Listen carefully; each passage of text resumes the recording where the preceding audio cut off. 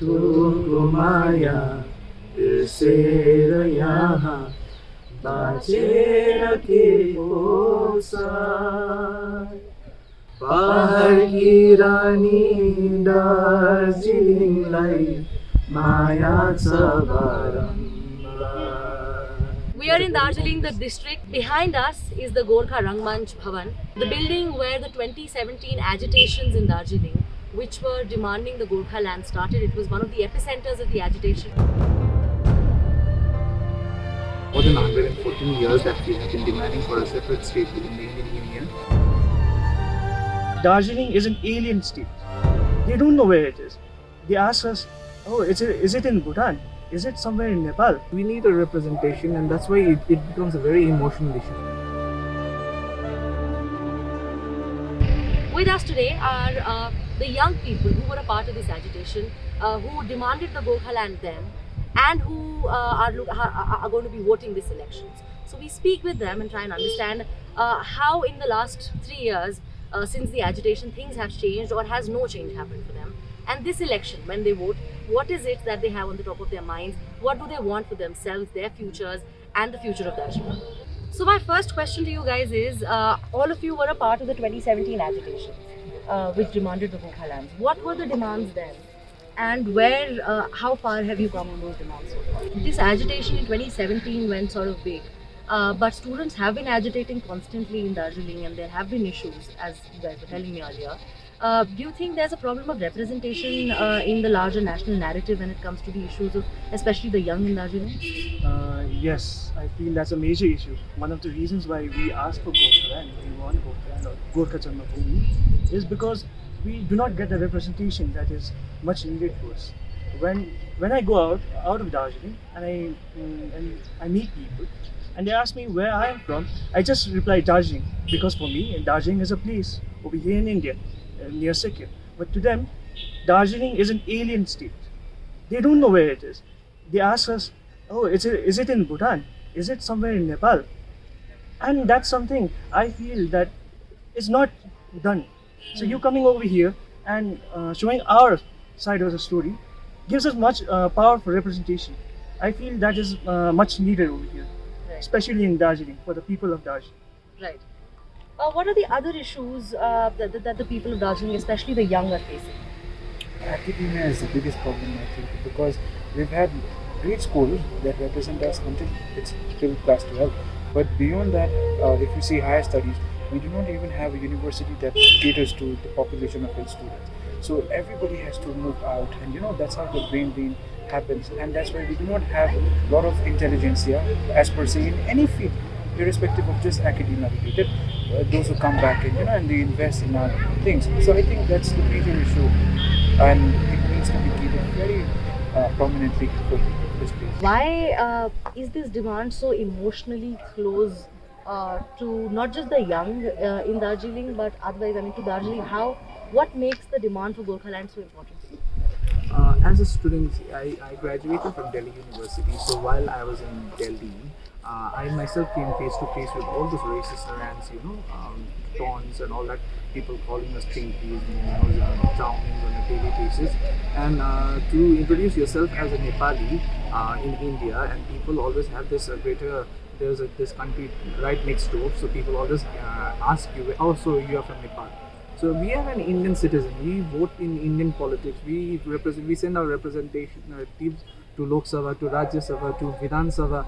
But that general awareness about the Gorkhas not being a part of the Indian diaspora is really disheartening. So we need a representation, and that's why it becomes a very emotional issue. People don't want to be characterized as Nepalese or from people from Nepal. We are Indians. We contribute the most per capita to the Indian Armed Forces. There's an entire Gorkha regiment, people sharing the bloods to protect the integrity and sovereignty of the Indian country, the nation. But at the end of the day, the Gorkhas are not being justified for their sacrifices that they have done for the Indian country by giving a separate, maybe an administrative unit. If the government cannot give us a state outright, then definitely a union territory on the likes of Ladakh or Jammu and Kashmir would definitely give us a separate identity for us from different from that of the Bengali community, the Bengali state. So even like, for example, when we do introduce ourselves from Darjeeling and we say we are from West Bengal, so they ask, oh, tum Bengali of it. But people don't know that Nepali is one of the scheduled recognized language within the 8th schedule of the Indian Constitution. Right. So it's high time that we people are given the fair price for whatever we have sacrificed for the country till now. How do you look at the CA NRC sort of panning out, especially with the, how is that going to go along with the demand for the Gokaland? Do you think it's detrimental? How does that stand? This is a very tricky question, because CANRC in itself is a good act, as per se that yes, registration of understanding the nationality of any citizen is very important. But they are very concerned on what basis are they trying to do, whom are they imposing upon, and especially for marginalized communities that reside in spaces like these, those who are tribal belt people. So imagine a situation where your forefather resides in a village and there's a government who's trying to cater to services there. Now, if the government hasn't reached the situation of a village or a place, and if they were not able to access the mechanism of having a document, how are they supposed to be empowered with the document at that point of time?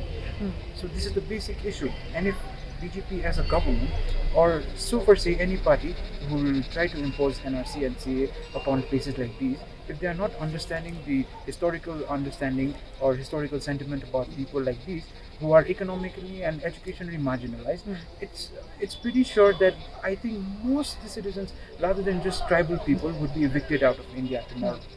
So it should be done with a very larger concept of understanding of historical, proper justice. Historical. No, the term is historical survey. It should be properly, researched and analyzed, and that's how when data can be collected properly, and then only yes, you could make citizenship possible for every citizen out there. Especially in the case of Gokaland and people residing pan India, Gorkhas, those are there. Now there are politicians today claiming that they can, they could evict them out of politics today if they are willing, if the mass is able to produce a single document that okay, if any Gorkhas are being evicted out. But if we see in the case of Assam, there are many populations of Gorkhas and other ethnic tribes. Those are being sent to detention camps or rather being delisted. They are being made to go to foreign tribunals to understand their cases. Now, if cases like these keep on pertaining, these people have been living here for a long time.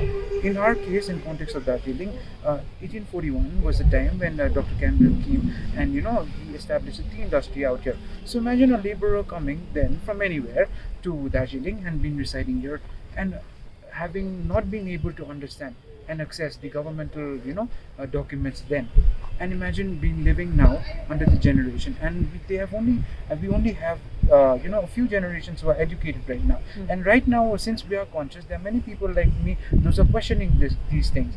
If we were also not empowered today, I think we would not be able to understand what's the larger political implication of all these things To discuss, yeah. Yes, so I'm thankful that yes, there are people like these those are thinking, and NRC and CA, should be looked up upon various perspectives rather than just a single understanding. I'm sure all of you are aware of what the political parties are campaigning for, what is a part of their manifestos.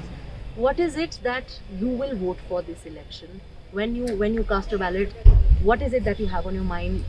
The important issues, things that you are probably, I mean, even if you say that you're choosing the lesser evil, as you guys were saying earlier, why is it that you're choosing the lesser evil? What are those specific issues that you're going to be casting your vote for? The specific issues, if I think about it, one of the specific issues is I feel development in all of the fields. Not only the demand for Gokaland, the demand for Gokaland is something that's always there. But I feel that the demand should be kept aside for some time in order to develop ourselves, because this demand for Gorkhaland is being used as a tool by our leaders has set us back, quite back. Okay. So development under the larger remit of Gorkhaland, but sort of keeping that aside to continue the demand for development. Past so many years, we and me also have been voting for certain political parties, certain political ideology. But this year, I vote for myself. whatever demands or manifesto fits me, my wants, I'll vote for it. Right now, I'll be selfish. I'll be voting to get rid of all the political and economic stagnation that has accumulated in the state for after independence. Okay. You. People's needs. Who will fulfill the people's needs? I will vote for them. Okay. No. So, but what exactly are the needs you're looking at? Issue. Development, local issues, medical and education. Health and education, Health and things like this. Development, health, education, infrastructure. I would rather say that I would vote such a person who's willing to solve any anxiety. Trying to say that yes, he's a citizen of here. So even he's caught up in a lot of problems as well. So if he's willing to solve his case, I think he'll be solving our case as well. So I'd rather vote for such a person. I'm really confused. That's an honest answer. There are a range of problems and a range of manifestos promising to get rid of those problems. But like, I know that those problems won't go away so easily just by writing in a manifesto. So I'm really confused. I really don't have an answer right now. So development, Gorkha land and confusion, the things that the youth in Darjeeling will be keeping in their mind sort of when they cast their vote on the 17th of April in Darjeeling in the 8th phase West Bengal elections. Thank you so much for speaking to us. Thank you so much for watching us.